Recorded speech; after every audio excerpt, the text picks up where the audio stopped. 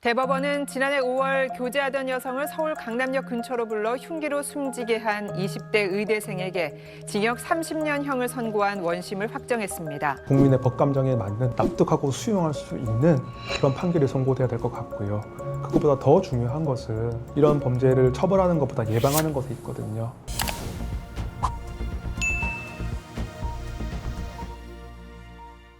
안녕하세요. 변호사의 시선으로 보는 뉴스, 여러분의 법률환경, 김영민 변호사입니다.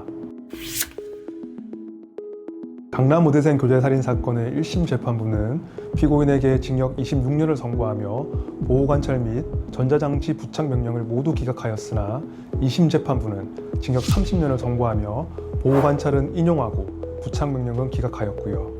대법원은 검찰과 피고인의 상고를 모두 기각하며 징역 30년과 5년의 보호관찰을 선고한 원심 판결을 확정했습니다.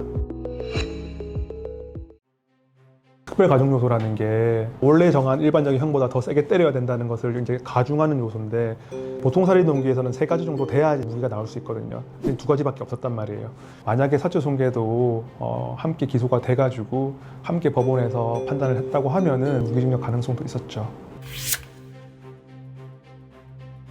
부착명령이 보호관찰보다 훨씬 이제 강한 제약이기 때문에 제약을 할 만큼의 충분한 위험성이 인정이 돼야 되는데, 재범의 위험성, 사람을 다시 죽일 위험성이 보호관찰을 할 정도는 맞아. 그런데 전자팔찌라든지 이런 전자장비를 부착할 정도에는 이르지 않았어 라고 판단을 한 거죠. 계획적이고 참혹한 살인범죄에 대해 가지고 20년 정도 선고되는 형태에 있잖아요. 사람을 그렇게 계획적이고 잔혹하게 죽였는데 20년이 말이 되냐는 거지. 그리고 20년 다 사는 것도 아니잖아요. 가석방 되기도 하고 하니까 부모 입장에서는 같은 하늘아래서 살아야 된다는 것이 용납하기 어렵죠. 아무리 인식이 바뀌어도 양형 기준이라는 큰 틀에서의 선고형의 기준이 있거든요. 그게 정비가 돼야 돼요. 엄벌을 할 때도 근거가 있는 거니까 그 레인지가 있기 때문에 그 레인지 자체를 좀 올릴 필요가 있어요.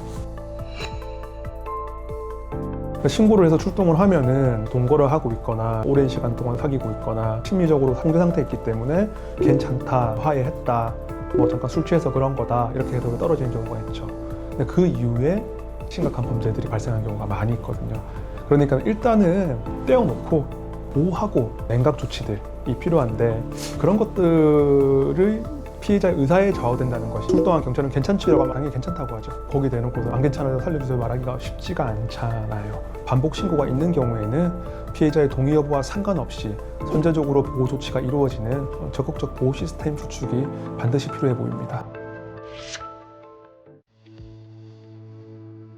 양형 기준을 재정비해서 제도적으로 국민의 법감정에 맞는, 눈높이에 맞는, 납득하고 수용할 수 있는 그런 판결이 선고돼야 될 것 같고요.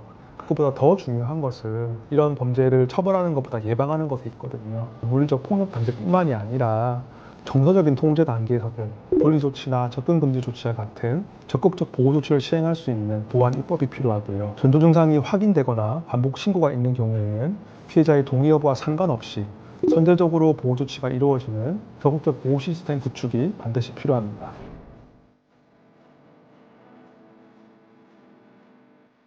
사건은 뉴스에서 끝나지 않습니다.